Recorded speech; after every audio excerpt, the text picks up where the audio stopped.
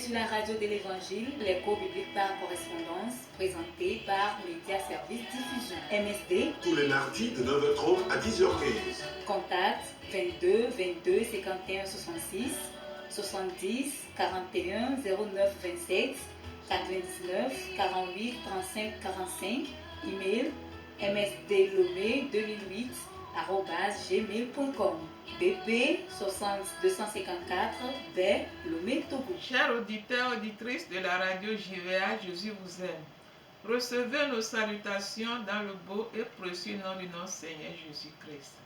Vous êtes en compagnie des missionnaires Emmanuel et Diamant Aoudja dans votre émission MSD Média Service Diffusion.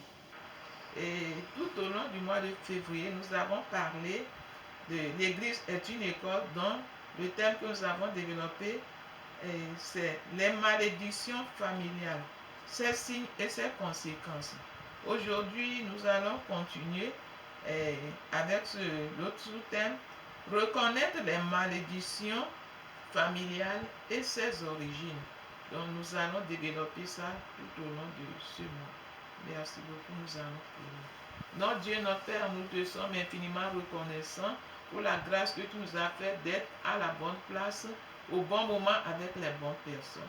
Seigneur, nous sommes des canaux en tes mains, tu nous as envoyés. Viens nous remplir et déverser, Papa, dans le cœur, dans la pensée des autres.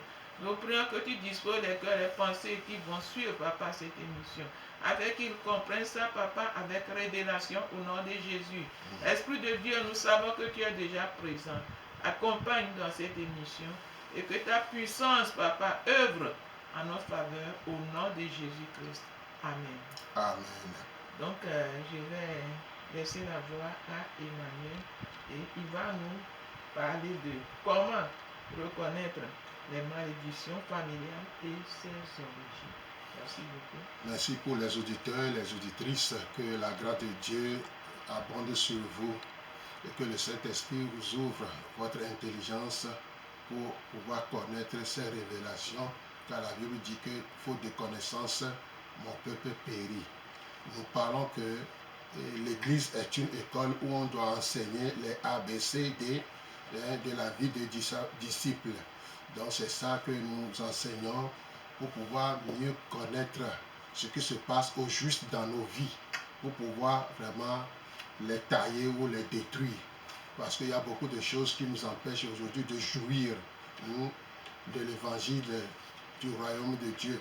Donc pour jouir de ce royaume de Dieu, nous devons couper et détruire certaines choses qui sont les blocages. Car si la trompette va sonner, quelle sera notre position? Donc c'est pourquoi écoutez bien les auditeurs et les auditrices et laissez-toi parler par le Saint-Esprit dans ta vie. Donc aujourd'hui nous allons développer comment reconnaître les malédictions familiales et ses origines. Les manifestations de ces choses-là ne sont pas fatales, c'est-à-dire les malédictions familiales ne sont plus une fatalité si nous sommes en Christ. Si nous sommes en Christ, des fois on pense que quand j'ai donné ma vie à Jésus-Christ, paf, la route est bonne, la route est tout droit.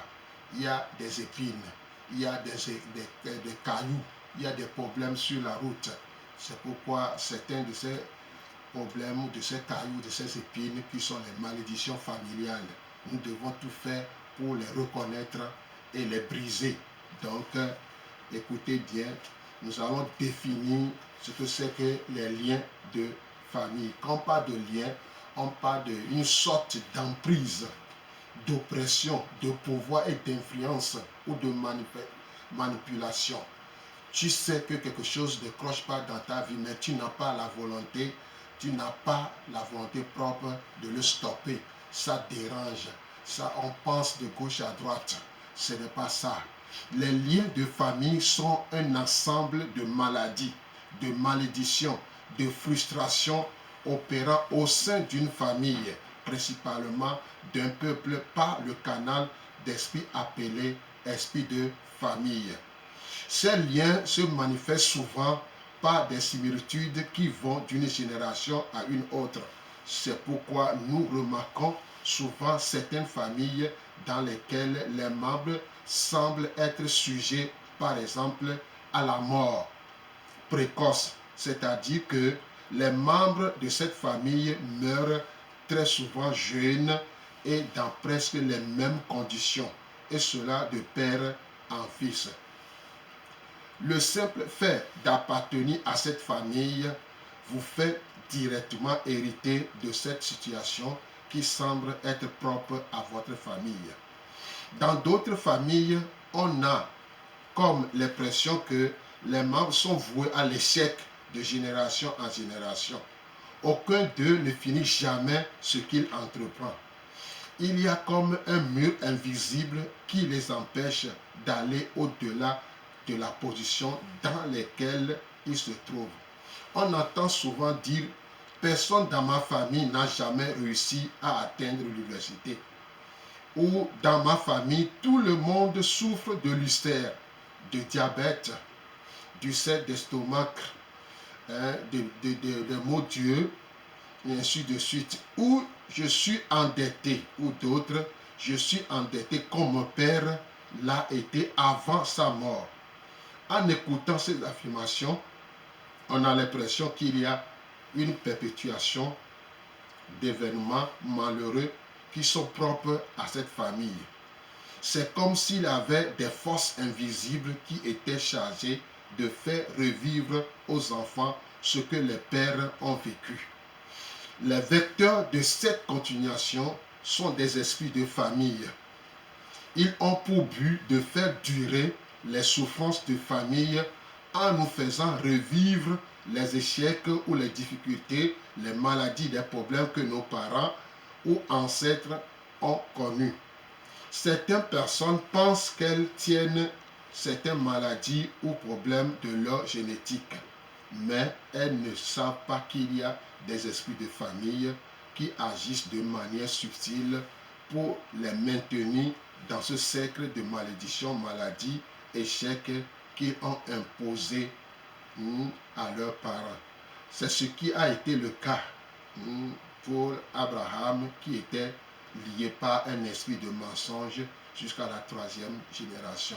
Donc quand on parle de l'esprit de famille, tout derrière les malédictions que nous avons acquis de gauche à droite, derrière il y a les esprits de famille ou l'esprit de la famille. Il y a esprits de famille qui sont des esprits des démons, des fétiches, des vaudous, ainsi de suite. Et tandis que l'esprit de la famille, c'est l'état de la famille. Si la famille est pauvre, si la famille souffre de toutes sortes de maladies, toutes sortes de problèmes, ça derrière cette famille, il y a quelque chose qui ne cloche pas bien. Donc nous devons faire attention parce que certaines choses nous arrivent. Encore on disait que c'est les sorciers ou certaines personnes qui ne veulent pas que je progresse. Ce n'est pas ça. Derrière ça, il y a quelque chose qui ne cloche pas bien. Il y a quelque chose qui travaille à l'intérieur de notre vie, à l'intérieur de la famille. Et ça se voit un peu partout dans la famille. Donc on va voir certains exemples bibliques. Certains exemples bibliques qui montrent que il y a quelque chose qui ne cloche pas.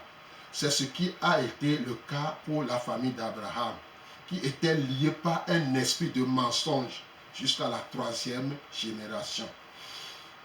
Abraham a menti que Sarah était sa sœur. On va lire Genèse 20, 2 à 5. Genèse 20, 2 à 5. Abraham disait de Sarah, sa femme, c'est ma sœur. Abimelech, roi de Gérar, fit enlever Sarah. Alors Dieu apparut en songe à Abimelech pendant la nuit et lui dit, voici, tu vas mourir à cause de la femme que tu as enlevée, car elle a un mari.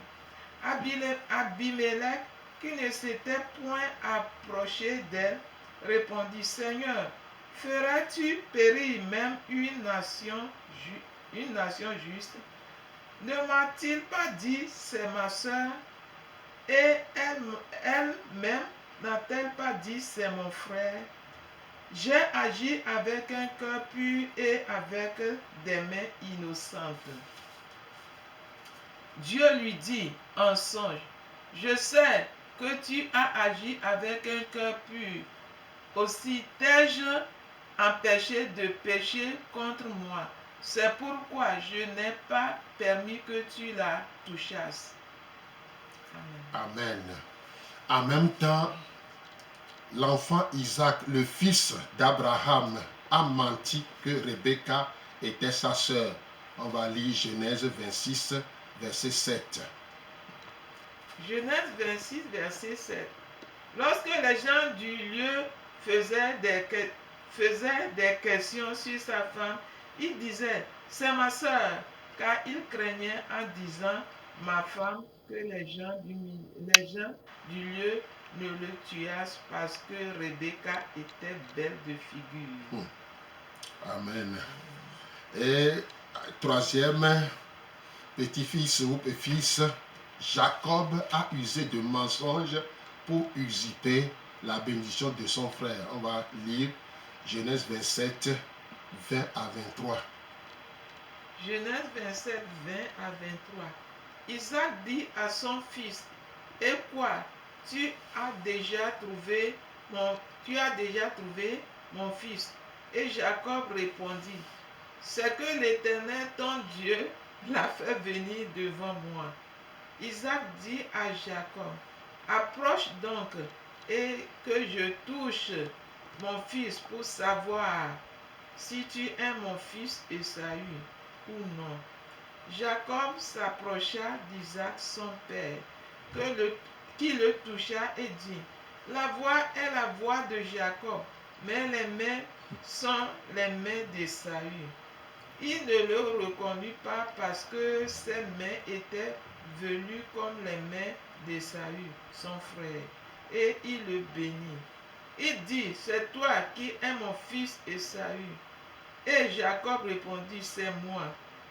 Isaac dit, serre-moi et que je mange du gibier de mon fils afin que mon âme te bénisse. Jacob le servit et il mangea. Il lui apporta aussi du vin et il but. Amen. Donc, pour cette famille, le mensonge était une plaie qui se propageait de père en fils. Et nous remarquons que les mêmes problèmes d'Abraham ont été transmis à son fils Isaac et Isaac à Jacob. Ce lien influençait aussi la vie de Jacob, mais c'est à partir de lui que Dieu a décidé de délivrer cette famille. C'est pourquoi il a changé le nom de Jacob en Israël pour marquer un nouveau départ.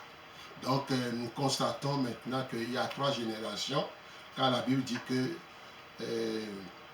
Dieu punit l'iniquité des pères sur les enfants de 3e et 4e génération. Donc nous remercions Dieu parce que vraiment c'est une de ces malédictions, ça sue l'enfant et le petit enfant sans le savoir. L'enfant ou ces gens sont innocents mais ils deviennent victimes. Donc il y a aussi la famille de David qui était influencée par l'esprit d'immoralité sexuelle. Il y a aussi la famille de David qui était influencée par l'esprit d'immoralité sexuelle. David le père commit l'adultère avec la femme d'Uri. On va lire 2 Samuel 11, 2 Samuel chapitre 11, 2 à 4. 2 Samuel chapitre 11, 2 à 4. Un soir, David se leva de sa couche et comme il se promenait sur le toit de la maison royale, il aperçut de là une femme qui se baignait et qui était très belle de figure. David fit demander qui était cette femme et on lui dit, n'est-ce pas Bathsheba, fille d'Eliam, femme d'Uri le Héthien?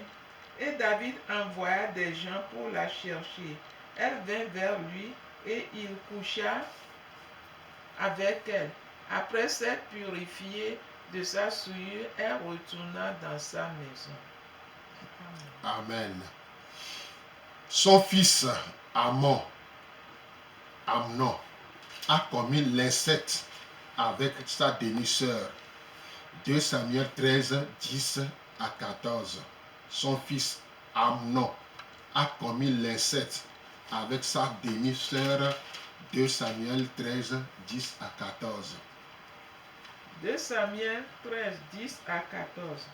Alors Amnon dit à Tamar, apporte le mets dans la chambre et que je le mange de ta main.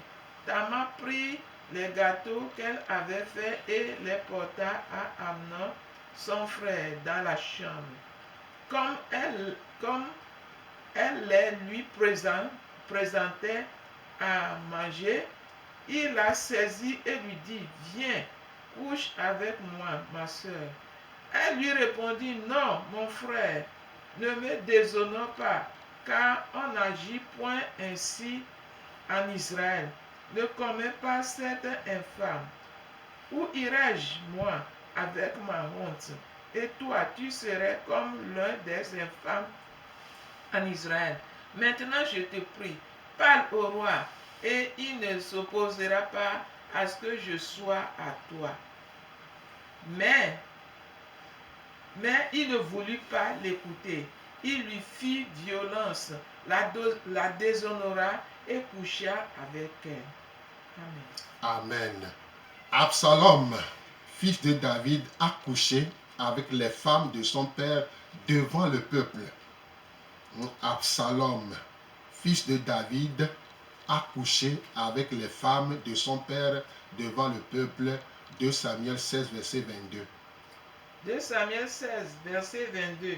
On dressa pour Absalom une tente sur le toit et Absalom alla vers les concubines de son père aux yeux de tout Israël. Amen. Amen. Et on continue. Salomon, dans sa vieillesse, a eu le cœur détourné de Dieu à cause des femmes. 1 Roi 11, 1 à 7. 1 Roi 11, 1 à 7. Le roi Salomon aima beaucoup de femmes étrangères, outre la fille de Pharaon, des Moabites, des Ammonites, des Édomites, des Sidoniens, des Hétiens, appartenant aux nations dont l'Éternel avait dit aux enfants d'Israël, vous n'irez point chez elles, et elles ne viendront point chez vous. Elles tourneraient certainement vos cœurs du côté de leur Dieu. Ce fut à ces nations que s'attacha Salomon, entraîné par l'amour. Il eut 700 princesses pour femmes et 300 concubines, et ces femmes détournèrent son cœur. À l'époque de la vieillesse de Salomon, ces femmes inclinèrent son cœur vers d'autres dieux, et son cœur ne fut point tout entier à l'Éternel, son Dieu, comme l'avait été le cœur de David, son père.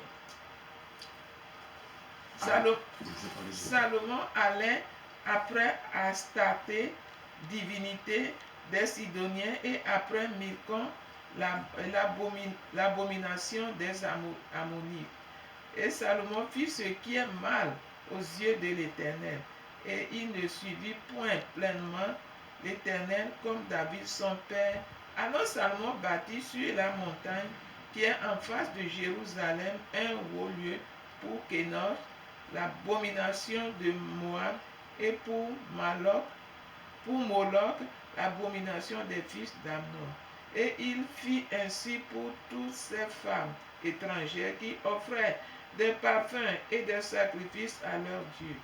L'Éternel fut irrité contre Salomon parce qu'il avait détourné son cœur de l'Éternel, le Dieu d'Israël, qui lui était apparu 2 fois. Il lui avait à cet égard défendu d'aller après d'autres dieux, mais Salomon n'observa point les ordres de l'Éternel. Et l'Éternel dit à Salomon, puisque tu agis de la sorte, et que tu n'as point observé mon alliance et mes lois que je t'avais prescrites, je déchirerai le royaume de dessus de toi, et je le donnerai à ton serviteur. Amen. Donc, en voyant ces deux familles, ces exemples de ces deux familles, on comprend que si ce n'était pas l'intervention de Dieu, elles étaient soumises à des forces invisibles, les esprits de famille. Donc, on a vu pour Abraham, esprit de mensonge, et on a vu pour David, la famille de David, on a vu par exemple l'immoralité sexuelle, l'esprit d'immoralité sexuelle. Donc, il y a des esprits toujours qui se cachent derrière chaque malédiction, derrière chaque malédiction, il y a des esprits de famille qui se chargent de transmettre les malédictions du père au fils. Si madame quelque chose à ajouter. Oui, nous sommes en train de parler des malédictions et ce n'est pas vraiment amusant parce que c'est quelque chose qui se répète dans les familles. Et au début, étant jeune, les enfants pensent que non, ça, ce n'est pas bon, ça ne doit pas se reproduire, ça ne doit pas être comme ci, comme cela. Mais à un moment, ils plongent aussi dedans sans le savoir. C'est lorsqu'ils sont déjà immergés dedans et qu'ils se rendent compte que, ah voilà, je fais la même chose ou bien la même chose m'arrive. Et des fois, ils ne se rendent même pas compte, mais c'est d'autres personnes qui se rendent compte que, voilà, dans cette famille, il y a ceci qui se répète. Et ça se fait bien remarquer plus dans les villages. Et dans les villages, ça devient même des moqueries, des injures pour les familles. Parce qu'on dit que cette famille, les gens sont souvent comme ça. Cette famille, les gens souffrent de cette maladie. Cette famille, les gens n'arrivent pas à évoluer. Cette famille, les gens sont pauvres, oubliant eux-mêmes ce qu'ils ont aussi derrière dans leur famille qui se répète et que c'est d'autres personnes qui arrivent à le remarquer. Et les gens pensent que c'est normal, alors que c'est une puissance qui les pousse à demeurer dans cet état qui ne les arrange pas, à demeurer dans cette situation qui les empêche de progresser, d'arriver à un niveau prévu ou bien d'être aussi épanouissant comme les autres. Donc quand nous parlons des malédictions, c'est vraiment une puissance invisible qui transmet ces choses aux autres ou bien aux gens de la famille. Et ils n'arrivent vraiment pas à sortir de cet état. D'autres sont conscients, ils se battent, mais ils n'arrivent vraiment pas. J'ai causé avec un frère, je l'ai fait voir la situation, il m'a dit, je suis conscient, mais je n'ai pas la force. Tu es conscient, tu n'as pas la force, tu continues, ça veut dire que tes enfants aussi vont continuer et jusqu'à quand. Donc ce message que nous sommes en train de donner, c'est pour que les gens voient et se lèvent. C'est pour que les gens voient et savoir qu'il y a quelqu'un qui peut te venir en aide. Il y a quelqu'un, un secours qui ne manque jamais dans la détresse. Il faut que toi-même tu détectes le problème. Il faut que toi-même tu sois éclairé et que tu puisses aller vers ce quelqu'un, cette personne, notre Seigneur Jésus. Et nous savons qu'il n'y a pas de problème sans solution. Donc les malédictions sévissent vraiment dans les familles. Dans les familles. En ville, bon, on n'arrive pas à voir tout de suite parce que peut-être toi seul, et bien toi et tes enfants, et on pense que c'est toi. Mais quand on fait recours au village, on remarque que c'est ton grand-parent a souffert de ça, a eu ces problèmes, et ton père également, tes oncles également, et vraiment c'est triste. Donc que Dieu nous aide à reconnaître qu'il y a la malédiction et que on ne doit pas rester dans ces malédictions. Nous devons nous battre alors qu'aujourd'hui nous sommes éclairés. Merci. Merci madame. Donc on continue. Donc on va voir en deuxième position les origines des esprits de famille. Les origines des esprits de famille. Chaque famille a un passé, un arrière-plan qui peut être défini comme le fondement de celle-ci. C'est le socle sur lequel est bâti son présent et son futur. Mais il est important de savoir que tout ce qui nous arrive en bien ou en mal a une origine antérieure à notre vie actuelle. Ainsi, les esprits de famille dont il est question sont issus des différentes adorations et alliances que nos familles ont contractées avec eux. En le faisant, nous nous sommes mis sous leur protection et avons mis à leur disposition tous nos biens et richesses afin de les servir et les honorer. On va lire Ésaïe 26, verset 13. Ésaïe 26, verset 13. Éternel notre Dieu, d'autres maîtres que toi ont dominé sur nous. Mais c'est grâce à toi seul que nous invoquons ton nom. Amen. Amen. Donc nos aïeux, nos ancêtres, nos familles, nos parents se sont mis à genoux devant les monts de terre, les arbres, et les eaux, la mer, les marigots, les lagunes, les rivières, les bois, les fers, les blocs moteurs avec leurs chaînes. Il y a tous ces esprits qui nos parents se sont mis à genoux, qui ont adoré, ils ont donné tout, parce que dans chaque famille, il y a ce qu'on appelle les idoles, les autels et les alliances. Chaque maison a des autels.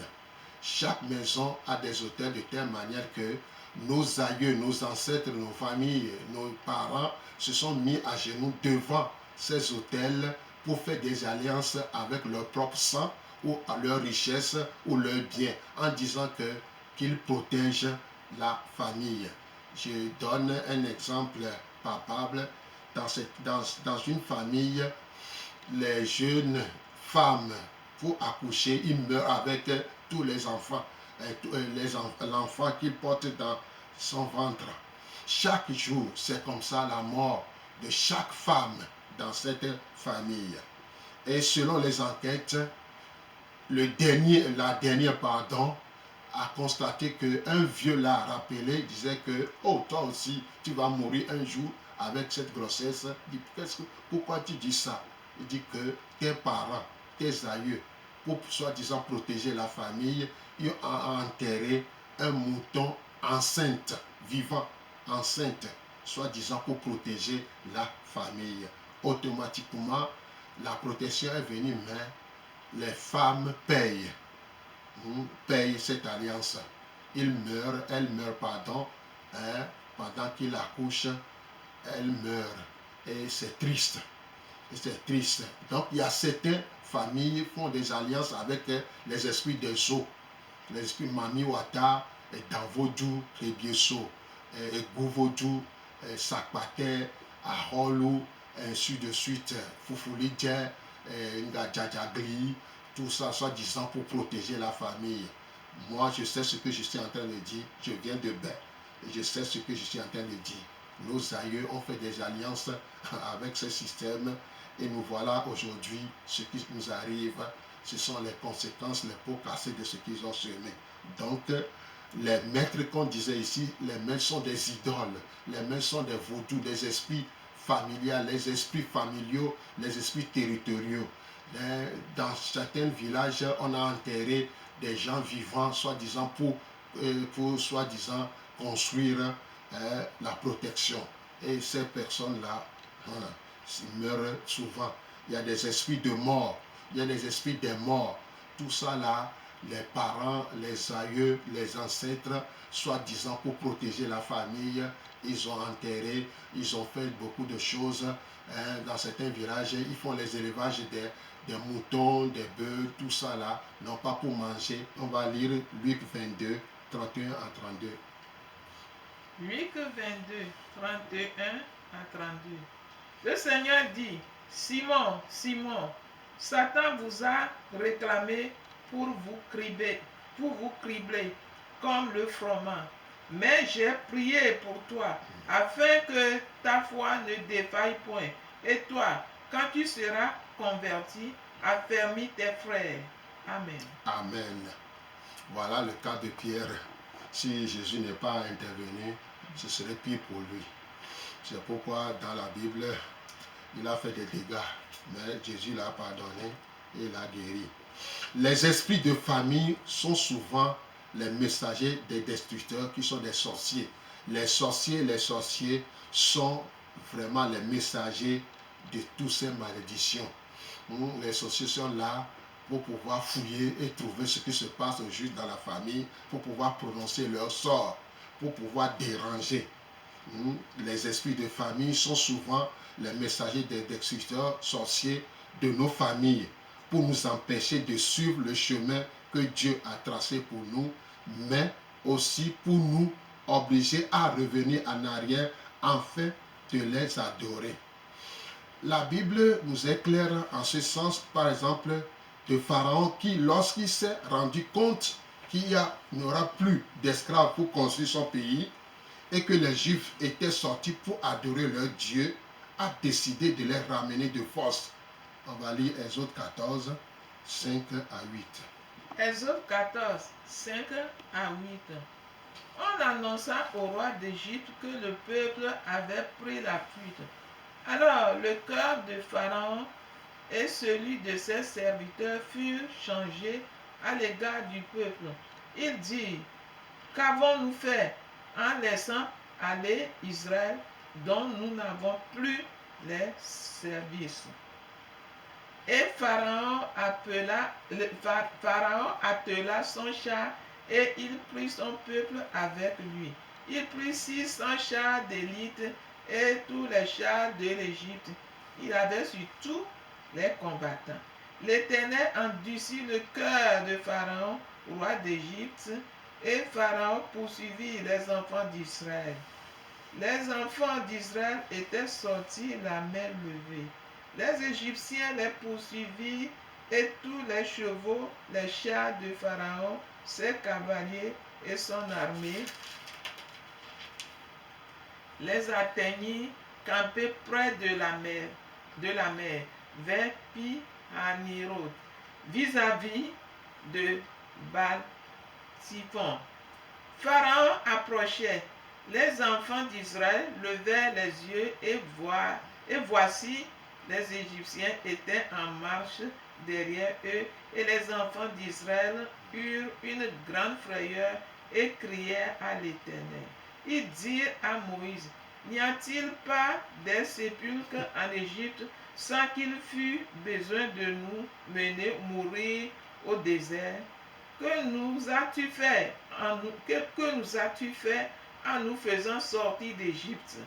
N'est-ce pas là ce que nous te disons en Égypte?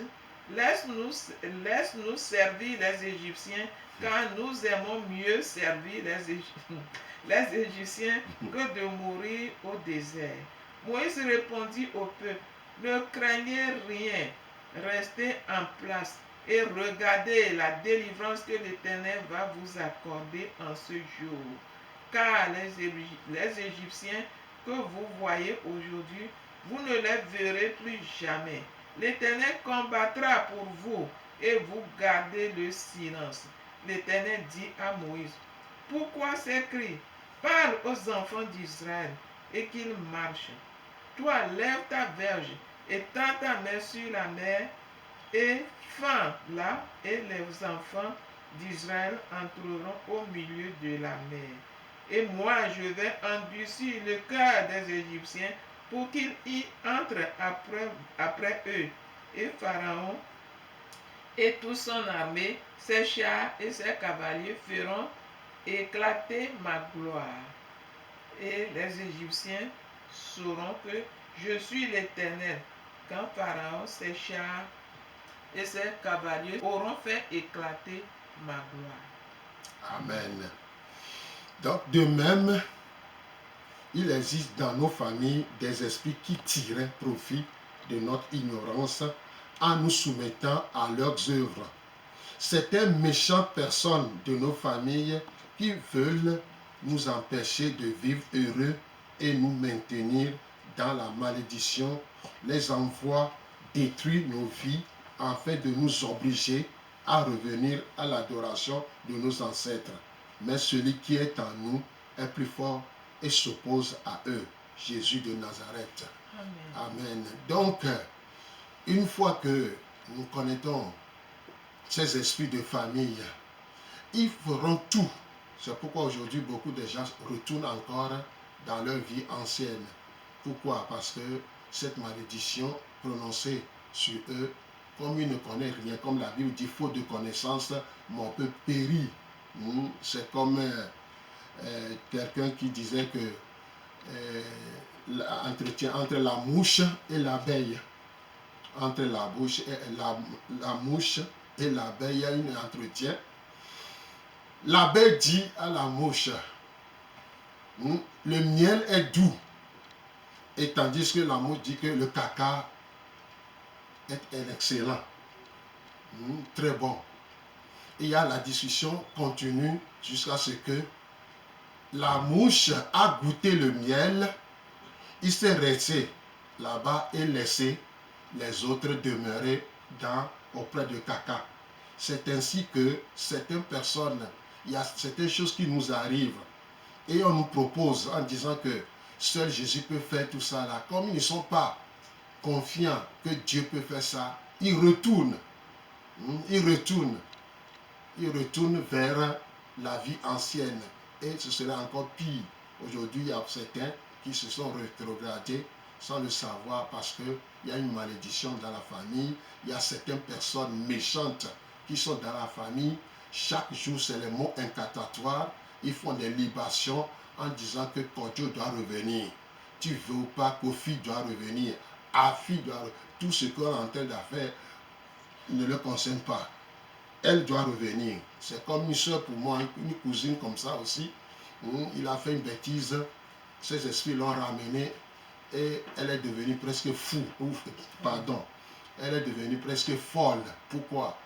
Elle sait revenir en arrière et Satan qui voit le présent, le passé ou le futur l'a complètement détruit. Et elle est devenue presque folle. Elle a circulé dans la vie de l'homme jusqu'à sa mort.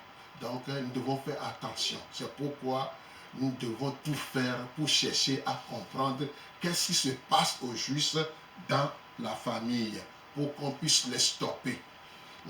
Celui qui est avec toi, toi chrétien et chrétienne, celui qui est en toi est plus puissant, plus fort que celui qui est dans le monde. Les malédictions, les maladies, les frustrations, les problèmes, les soucis, Dieu est capable de les détruire et de redonner un nouveau départ à ta vie, madame. Merci beaucoup. Nous sommes en train de parler de la malédiction dans nos familles respectives. Et les gens voient aujourd'hui que nous sommes des chrétiens et c'est fini. Nous voulons vous rappeler que c'est pour que nous puissions voir clair que Dieu a permis que nous sommes sortis des ténèbres pour rentrer dans la lumière. Lorsque nous sommes dans la lumière, nous pouvons discerner ce qui se passe dans les ténèbres pour leur venir en aide. Personne n'est épargné comme par des malédictions. Nous avons cité les maladies, l'état d'esprit, la pauvreté et beaucoup de choses qui se répètent, la mort précoce. Je ne pense pas que beaucoup sont épargnés étant chrétiens. C'est plutôt étant chrétien que nous devons bien voir ce qui se passe dans nos familles. Je me rappelle dans la mission qu'on est venu nous enseigner par rapport à ces choses. Et il y a une dame, et l'autre elle est plus âgée, elle connaît beaucoup de choses.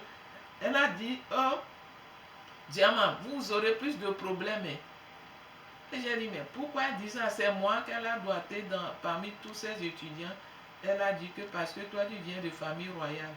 Je n'étais pas d'accord avec elle parce que je n'ai rien compris. Mais après qu'elle a dit ça, j'ai mal reçu. Mais quand j'ai réfléchi, j'ai commencé par voir avec Dieu, j'ai compris beaucoup de choses. Les morts précoces. Je n'ai pas connu beaucoup de mes oncles, mais mon propre père. Les morts précoces, les jeunes qui tombent comme ça. Et l'évolution, ça s'arrête à quelque part.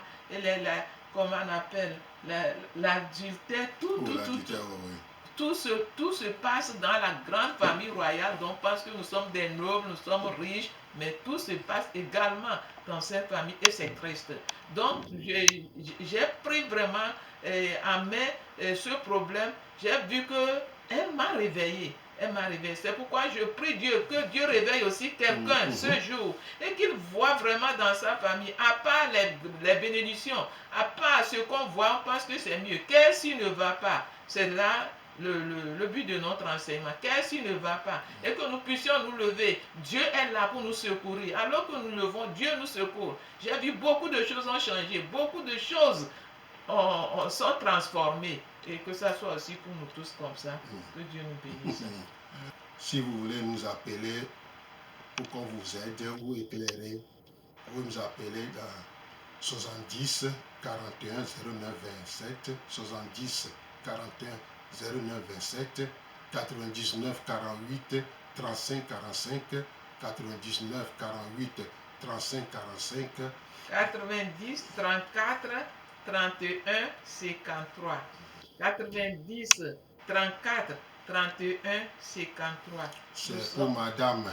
Donc, madame, si vous avez des problèmes familiales, elle est prête pour vous aider.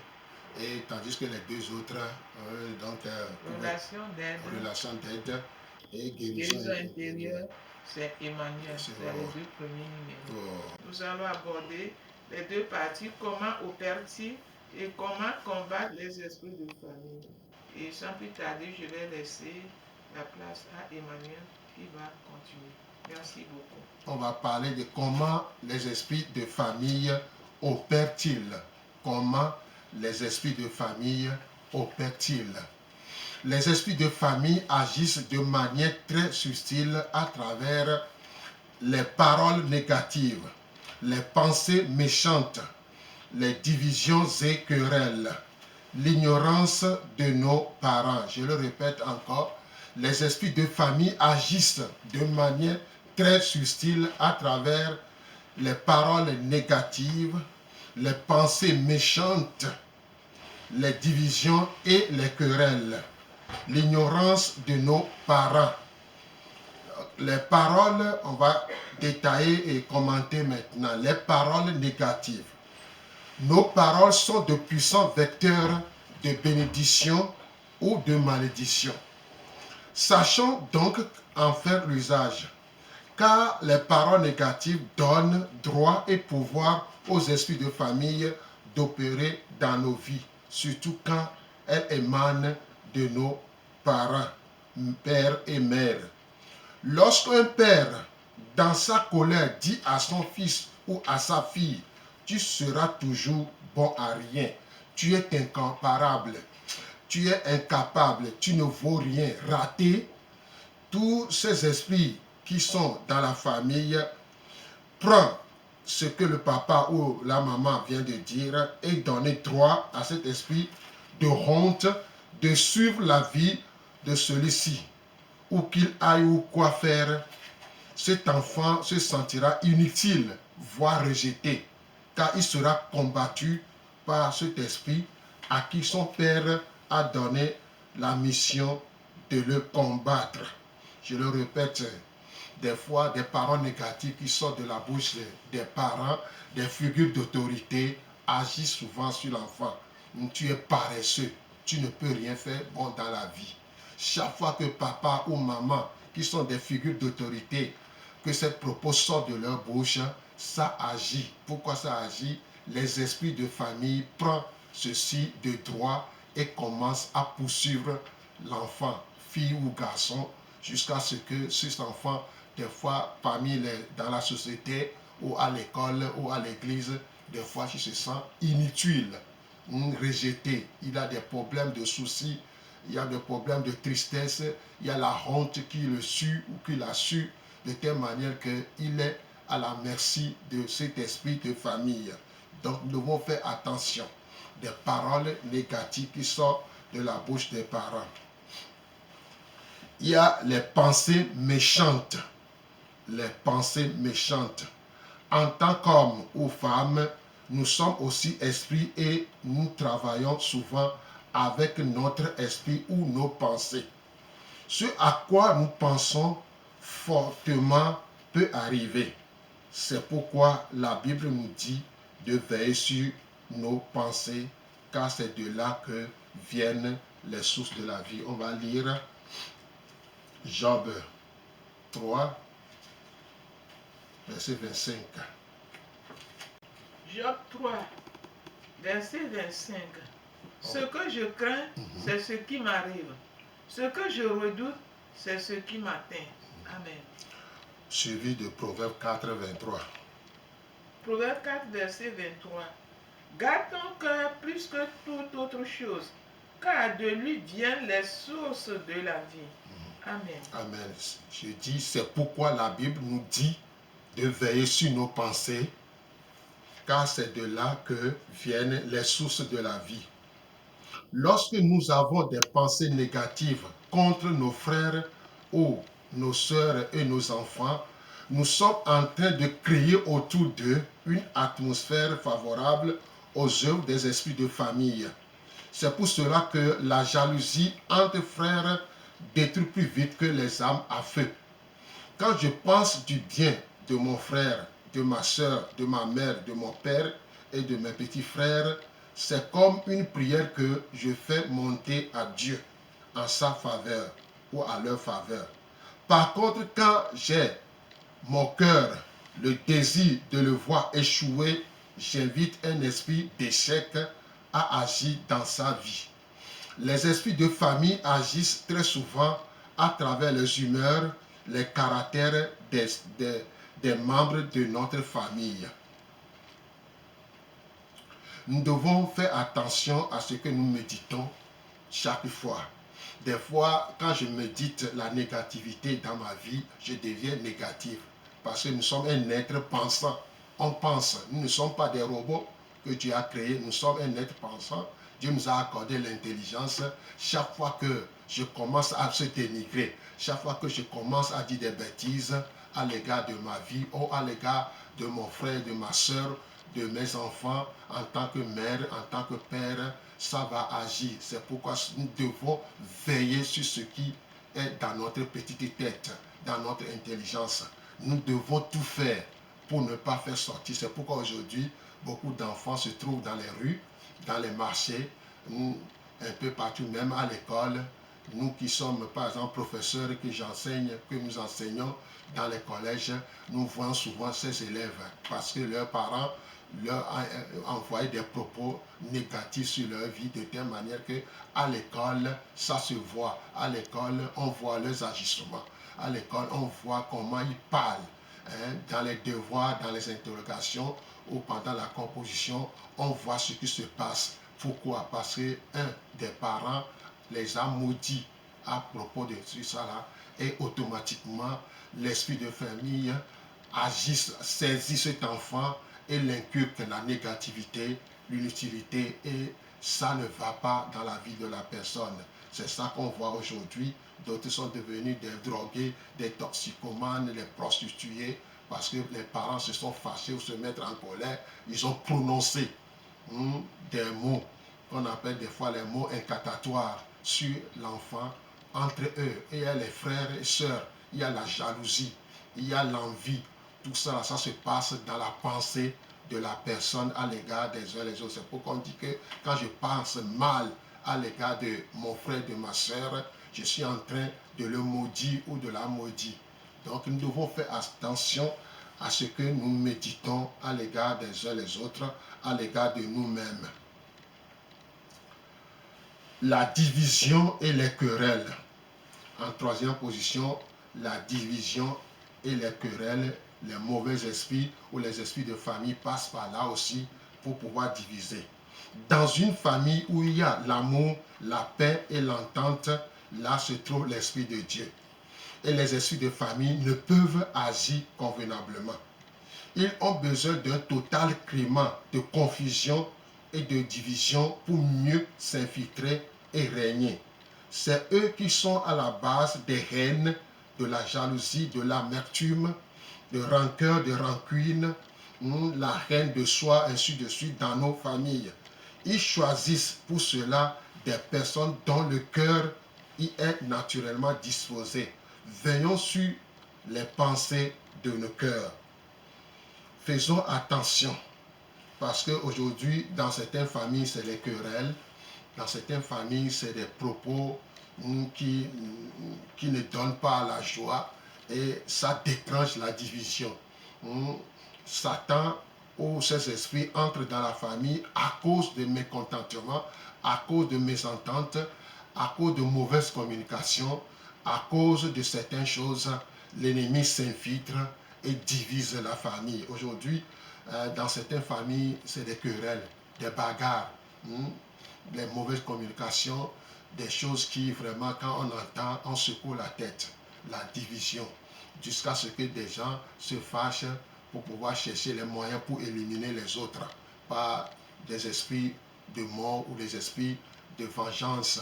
D'autres partent jusqu'à ce qu'ils reçoivent la sorcellerie ou les idées de sorcellerie pour détruire les uns les autres à cause des querelles, des divisions, de certaines choses, à cause des problèmes, des matériaux, des choses insignifiantes. On se divise et on cherche à détruire les autres. Par exemple, dans la famille, des fois, il y a question de terrain, ou il y a question d'héritage, il y a question de certaines choses que la famille a laguées ou a léguées, que dans la famille, il y a certains qui pointent, qui c'est moi qui est le grand, c'est moi qui est l'aîné, et il y a la division, il y a des problèmes, c'est la tuerie, ou c'est des fois on rend l'autre fou, folle, ainsi de suite. Et ça là, c'est la famille. De 4, l'ignorance de nos parents. L'Éternel dit, faute de connaissance, mon peuple périt. L'ignorance est comme une grande voile noire qui couvre ceux qui en sont esclaves. Être ignorant dans un domaine donné vous expose aux escroqueries et pièges relatifs à ce domaine. Si je suis ignorant de tout ce qui est relatif au droit, je suis exposé aux tromperies de certains avocats véreux qui sont capables d'exploiter mon ignorance pour me dépouiller de mes biens. De même, certains de nos ancêtres, croyant nous mettre à l'abri en adorant les esprits démoniaques, ont sans le savoir vendu la liberté de leurs descendants à des esprits qui aujourd'hui tiennent plusieurs de nos richesses. Dieu soit loué, car par la connaissance de son Fils Jésus, nous avons la victoire et la puissance nécessaires pour réclamer notre héritage volé. Donc voilà ce que l'ennemi fait souvent, comment l'ennemi opère. L'ennemi opère sur 4 points qu'on venait de citer. Premier point, les paroles négatives. Deuxième point, les pensées méchantes. Troisième point, la division, les querelles. Et quatrième point, l'ignorance de nos parents. Cela veut dire que nos parents croyaient au diable, à ces sbires qu'il peut protéger et donner la richesse, faire ceci, protection, et nos parents laisser cet ennemi entrer dans la famille. Et aujourd'hui, cet esprit nous réclame de gauche à droite. Si madame a quelque chose à ajouter. Merci beaucoup. Effectivement, comme nous venons de dire, les paroles négatives. Les paroles négatives sont des blessures inguérissables. Les paroles négatives, ça blesse une personne, ça blesse ses émotions. Et lorsque la personne est blessée dans ses émotions, c'est fini. Elle est foutue. Elle est foutue. Elle n'est plus stable parce qu'elle croit à cette parole qu'on lui a dite. Cette parole qu'on lui a dite. Et surtout si ça vient des parents, ou bien des proches, ou bien des personnes à qui elle a confiance. Donc nous devons vraiment veiller sur les paroles négatives sortant de nos bouches envers nos enfants, nos entourages ou bien nos familles. Parce que lorsque la parole sort, c'est une semence. Tu as semé dans la pensée de cette personne. Et nous ne sommes pas sans savoir que ce qui est rentré dans notre pensée, c'est rentré dans toute notre vie. Parce que notre pensée reflète sur notre comportement. Notre comportement, ce que tu as dans ta pensée, c'est de cette manière que tu vas te comporter. Et ça reflète aussi sur nos habitudes. Et nos habitudes reflètent sur notre caractère. Lorsque c'est venu de la pensée, on se comporte comme ça et le comportement jaillit sur les habitudes et les habitudes deviennent le caractère de la personne. Et lorsque ça devient son caractère, c'est collé à la personne. C'est difficile de les séparer maintenant de son caractère. Et son caractère affecte toute sa vie. Toute sa vie. Aujourd'hui, ce qu'il pense, ce qu'il dit, ce qu'il fait, c'est ce qui va lui arriver demain. Après des années, c'est ça qui va le rencontrer. C'est ça qu'il va récolter. Donc c'est très important qu'en tant que parent ou bien en tant qu'aîné, qu'on sache quoi dire, ce qui sort de notre bouche soit vraiment contrôlé, qu'on veille sur ça, qu'on laisse l'Esprit Saint nous aider à veiller sur ce qui va sortir de nos bouches. Alors que c'est sorti de nos bouches, quand la pensée a enregistré ça, c'est fini, la personne, on l'a foutu en l'air. C'est pourquoi la Bible demande qu'on veille sur notre langue, on veille sur notre cœur et on veille sur notre pensée. Donc aujourd'hui, des familles entières sont mises en l'air, foutues, à cause des paroles négatives que quelqu'un a prononcées depuis des années passées. Depuis des années en arrière, quelqu'un a prononcé cette parole et ça suit toute la famille. Et cela, c'est comme c'est une semence, ça devient, et ça se transmet maintenant de génération en génération. Et vous allez voir que certaines familles, ils parlent mal.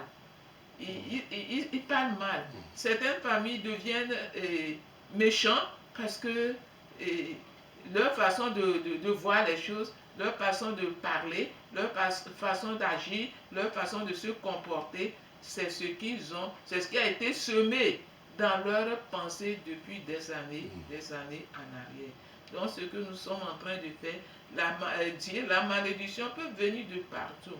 Et lorsque nous écoutons ceci aujourd'hui, nous devons commencer par veiller sur nos pensées, nos paroles, notre cœur, notre langue. Même si tu te mets en colère, tu dois savoir ce que tu veux dire. Parce que la colère, c'est quelque chose qui pousse les gens à faire de n'importe quoi, à dire de n'importe quoi, alors que nous pouvons maîtriser notre colère, parce que c'est une émotion. Lorsqu'on peut maîtriser aussi la joie, on peut aussi maîtriser la colère. Nous n'avons pas à nous venger, ou bien nous n'avons pas à manifester notre colère par des mauvaises paroles, ou bien des mauvaises pensées, ou bien des mauvais cœurs pour semer de mauvaises choses qui va détruire toute une vie, toute une famille, toute une génération. Merci beaucoup. Donc, en résumé, pour les 4 systèmes que l'ennemi utilise pour régner et opérer à l'intérieur de la famille, nous venons de dire des paroles négatives. C'est des paroles qui découragent, les paroles décourageantes, des propos, vraiment, quand tu l'entends, c'est pour ça que beaucoup de gens qui n'ont pas pris pour des maladies AVC ou tension, à cause de certains propos, certains caractères de certaines personnes dans la famille, leur caractère vraiment, quand tu les vois, ils sont très orgueilleux, ils ne disent bonne chose jamais à l'égard des uns des autres. Ils sont négatifs et c'est eux qui créent des querelles, des divisions dans la famille. Et c'est une malédiction. L'esprit de famille passe par eux pour détruire les membres de la famille. Ces esprits sont vraiment méchants. Donc, ils occupent de leur caractère. Comme ils ont des mauvais caractères, ils ont des défauts, l'esprit de famille passe par là-bas, passe par là pour détruire les autres. C'est pourquoi on dit que la jalousie, elle peut détruire plus que les armes à feu, comme les mitrailleuses et c'est comme ça. Donc, la jalousie, l'envie, la jalousie, l'envie, dans la vie de certaines personnes dans la famille, sont des sorciers et des sorciers. Parce que les signes qui montrent que cette personne est animée d'esprit de sorcellerie, c'est la jalousie et l'envie. C'est plein à craquer dans nos familles. On ne veut pas voir l'autre aller de l'avant. On cherche à le détruire. on cherche toujours à le saboter. Tout ça là, c'est les esprits de famille qui sont dans la famille et qui passent par certaines personnes qui ne sont pas prêtes, qui sont dans la confusion, dans l'incompréhension, ils n'arrivent pas à se comprendre et ils cherchent les voies et moyens pour pouvoir détruire. Pourquoi? Parce que l'esprit de famille les a remplis, les a dotés des injures, des divisions, des querelles, des mécontentements. Ils sont pleins à craquer aussi d'amertume. Ils sont amertumés. Il y a la haine atroce. Il y a ce qu'on appelle des fois rancœur et rancune. Ils sont très dangereux. Quand tu vois certaines de ces personnes, leurs yeux sont souvent rouges et leur visage vraiment, c'est presque noir, comme la nuit noire. Ils ne progressent pas et ils ne veulent pas que les autres progressent aussi. Ils font tout pour faire descendre, soit qu'on te tue, ou soit on te rend fou ou folle, ou malade. Quand tu seras en bonne santé, tu vas continuer, non. Donc, soit on te tue. Tout ça se passe dans la famille et derrière ceci, il y a esprit de famille. Et nous pouvons aussi dire que ces personnes sont des messagers du diable. Parce que lorsque tu te réveilles tôt, peut-être joyeux, il t'envoie un message négatif ou bien une parole négative qui te détruit complètement. Et si tu ne te ressaisis pas, toute la semaine, toute la journée sera foutue pour toi parce que tu seras en train de réfléchir, de méditer sur ce que elle t'a dit ou bien il t'a dit. Et ça, puisque c'est des messagers du diable, ils sont prêts pour t'empêcher de rentrer dans ton plan merveilleux pour la journée, dans le plan de paix, dans le plan de joie que Dieu a prévu pour toi pour la journée. Pourquoi pas toute la semaine? Donc, nous devons vraiment faire attention. On peut être chrétien, mais du coup, faute d'attention, on devient messager du diable. Et tu vas envoyer le message et vraiment tu as tout détruit dans la vie de la personne. Pourquoi pas toute la famille et tu es là. Donc, nous devons faire attention vraiment sur les paroles qui sortent de nos bouches, notre langue. Nous devons vraiment veiller sur notre langue. Et je connais une famille et c'est devenu leur point fort. Et elles peuvent t'insulter toute la journée lorsqu'elles sont mécontentes ou bien elles sont en colère. C'est vrai, la colère, c'est une réaction devant l'injustice. Mais est-ce que Dieu demande que nous faisons notre propre justice? Non. Non, Dieu ne nous envoie pas, Dieu ne nous demande pas de faire notre propre justice. C'est Dieu qui est notre juge, c'est Dieu qui défend notre cause. Donc ces personnes, c'est vrai qu'elles ont raison, mais quand tu as seulement touché un point, c'est fini. Elles oublient qu'il y a un cœur qui reçoit, qui va aussi détruire. Elles oublient même tout ce qui va te faire du mal. Elles veulent se libérer tout en se pointant et insulter toute la journée. Et ces personnes même n'évoluent pas. Et elles empêchent aussi les autres d'évoluer. Parce que lorsque c'est déjà rentré dans ta pensée, tu t'en vas, tu réfléchis sur ça, tu tournes ça, tu médites sur ça, et ça t'empêche vraiment de faire ce qui est prévu pour toi. Et surtout, ça t'empêche de jouir la paix, la joie de Dieu. Donc, que Dieu nous aide vraiment à reconnaître que il y a des familles qui sont classées comme ça. Et moi, je connais chez moi, il y a des familles où on ajoute le nom de leur père. On ajoute toujours le nom de leur père direct, pas le nom de famille comme habituel. Donc le nom de leur père pour les distinguer qu'elles sont vraiment spécialistes dedans. Donc ça, c'est des esprits de famille qui opèrent comme ça et sans le savoir, et nous devons beaucoup faire attention pour ne pas rentrer dans ces pièges de l'ennemi et surtout ne pas être les messagers du diable, mais plutôt faire l'essentiel pour avancer, pour évoluer et pour nous aider tous à nous épanouir et rester dans la volonté de Dieu. Merci. Donc, comment combattre les esprits de famille? Comment combattre les esprits de famille? Voilà ce que nous venons de voir. On a vu les signes, on a vu l'origine et on a vu maintenant comment ils opèrent. Maintenant, on va voir en dernière position comment combattre les esprits de famille. Il est important de comprendre que Jésus-Christ nous a donné la victoire sur les esprits et aucune autorité démoniaque ne peut résister en face de son nom. Mais malheureusement, il arrive parfois que les chrétiens ne savent pas contrôler ou faire agir cette puissance qui leur a été conférée pour glorifier Dieu. Nous devons aussi savoir que sans la puissance et la force du Seigneur, nous serons toujours des victimes pour le diable. Malgré notre amour pour Dieu et notre zèle, c'est donc une obligation pour nous d'être puissants. On va lire Psaume 68, verset 29. Psaume 68, verset 29. Ton Dieu ordonne que tu sois puissant, affermi. Oh Dieu, ce que tu as fait pour nous. Amen. Amen. Ton Dieu, T-O-N, adjectif possessif singulier.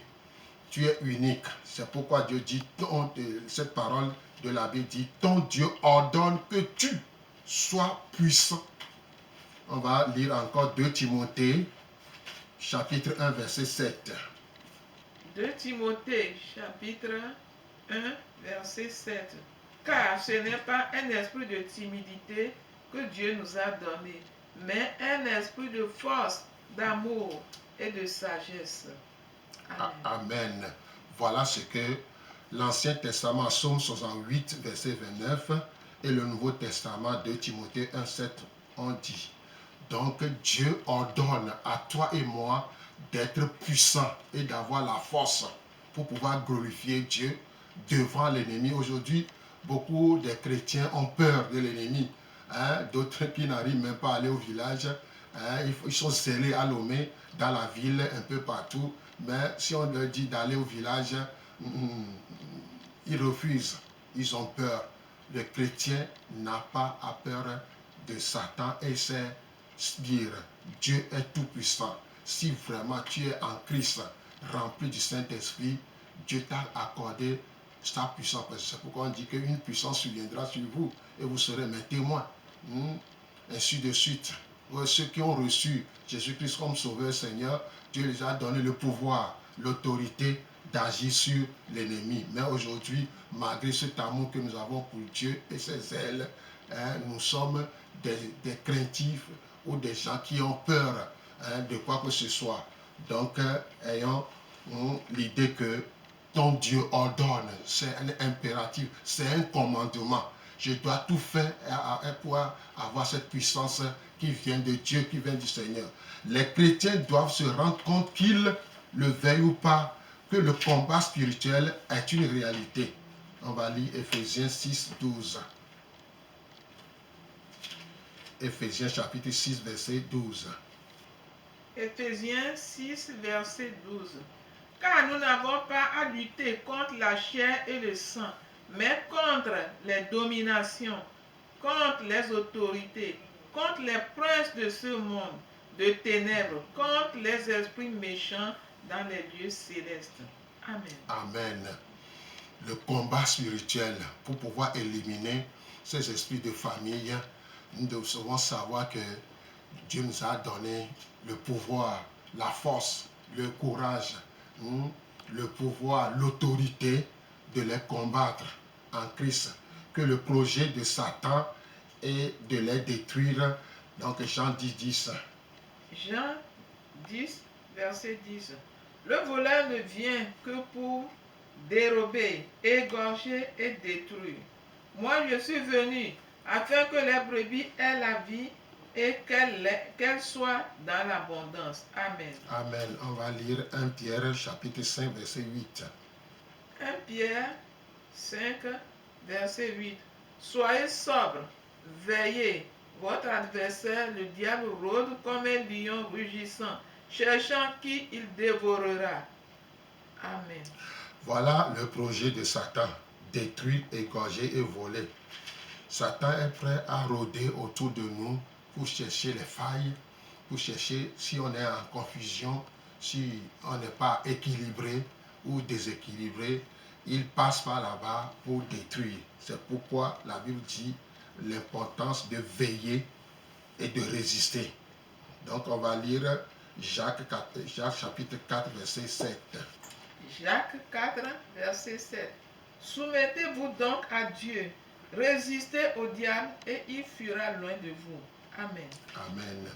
Donc voilà ce que Dieu a déclaré à travers sa parole sainte, qui dit que nous devons veiller et nous devons résister et il va fuir.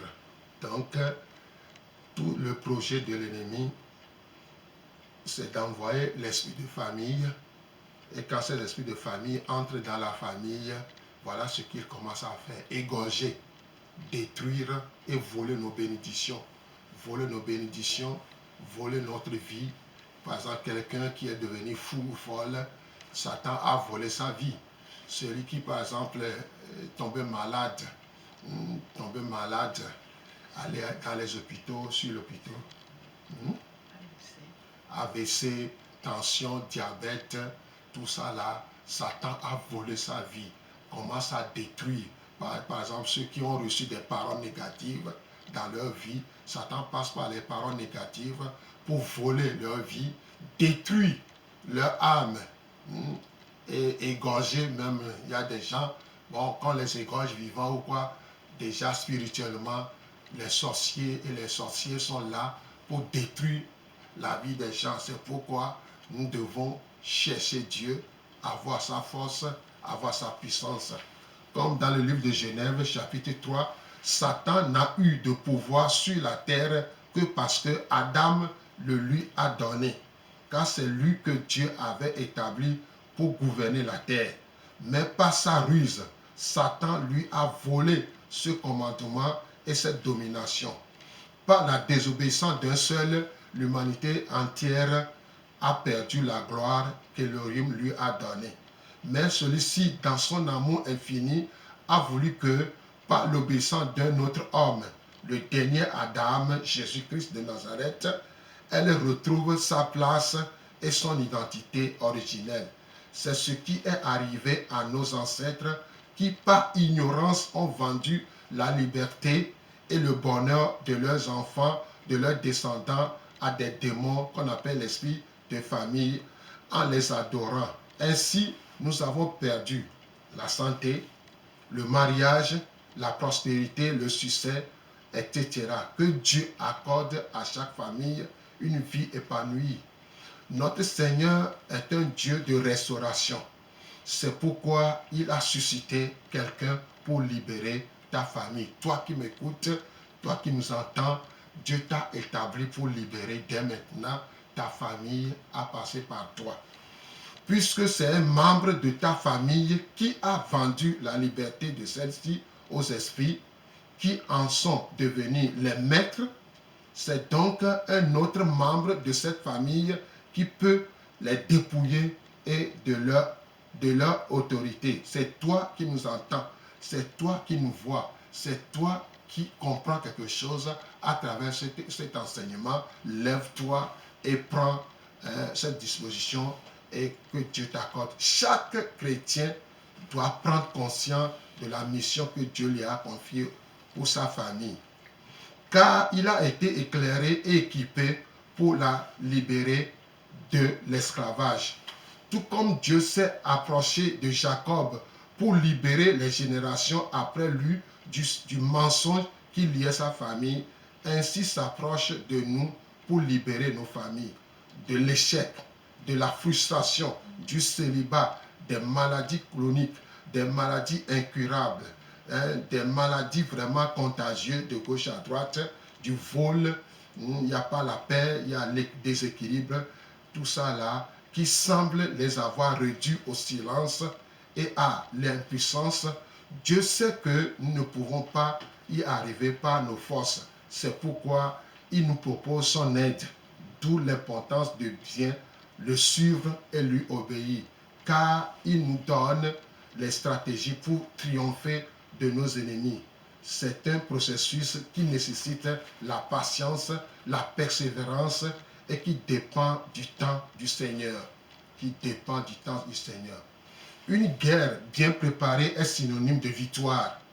Car dans le combat spirituel que nous menons, notre victoire dépend à la fois de la connaissance que nous avons de Dieu et de celle que nous avons de l'adversaire. Je voudrais avec vous étaler certaines de ces étapes qui mènent à la victoire que nous verrons la semaine prochaine.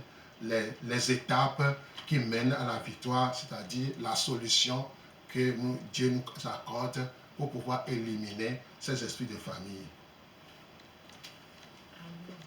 Amen. Donc, nous nous sommes appelés à faire toujours le combat spirituel. Pas seulement le combat spirituel, mais combat psychologique. Mais nous avons besoin, comme il vient de dire, de connaître, oui, de connaître l'origine, la racine, pour pouvoir rentrer dans le combat. On ne combat que lorsqu'on est bien positionné et on connaît la source. Là, le combat peut conduire à la victoire. Merci beaucoup. Donc, pour conclure ceci, pour combattre, il faut connaître, il faut avoir une intimité, une relation solide avec Dieu et connaître l'adversaire, ses moyens d'opération, ses moyens de faire détruire tout ça là et ainsi de suite. Avec toutes ces connaissances, avec toutes ces choses, nous pouvons nous lever comme d'un seul homme pour détruire les œuvres mortes de l'ennemi dans nos familles.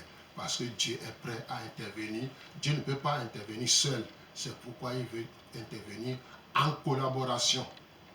Dieu veut être notre collaborateur pour écraser, détruire ce qui dérange dans la famille, les problèmes, les soucis de gauche à droite créés par l'esprit de famille. Dieu t'invite maintenant. Dieu veut que sois mon collaborateur parce que Dieu connaît la famille plus que toi. Dieu sait. C'est pourquoi en s'attachant à Dieu, Dieu va t'accorder des esprits de discernement, ainsi de suite, pour pouvoir lutter contre tous ces esprits-là. Donc, si vous voulez nous contacter, vous pouvez nous appeler 90 34 31 53, 90 34 31 53, 99 48 35 45, 99 48 35 45, 70 41 09 27, 70 41 09 27. Tous ces numéros sont sur le WhatsApp. Mais si tu as le numéro fixe, aussi tu peux nous appeler 22 22 57 68 22 22 57 68. C'est le numéro fixe. Donc nous sommes à la fin maintenant. Si vous voulez nous contacter concernant ce que nous venons de dire, nous sommes prêts. Vous pouvez passer par WhatsApp ou appeler directement. Prions. Seigneur, notre Dieu, notre Père, nous te sommes reconnaissants pour le message que tu as fait passer ce jour. Seigneur, tu veux que ceux qui nous ont suivis et écoutés puissent comprendre quelque chose et qu'ils soient le messager pour les autres dans leur famille. Tu leur as confié, Papa, un message, tu leur as confié un devoir pour leur famille. Nous prions, Esprit Saint, que tu leur fortifies, que ta puissance, Papa, les soutienne, que ta puissance les éclaire, que ta puissance, Papa, les propulse loin pour se lever, pour sortir de ces malédictions et aider également leur famille. Nous comptons sur toi, que toi tu peux tout, tu fais tout. Merci de ce que tu as commencé. Toi tu ne finis jamais, tu continues cet enseignement dans les cœurs des uns des autres. Merci pour ta présence continuelle dans ces studios et tous ceux qui ont écouté au nom de Jésus-Christ. Amen. Amen.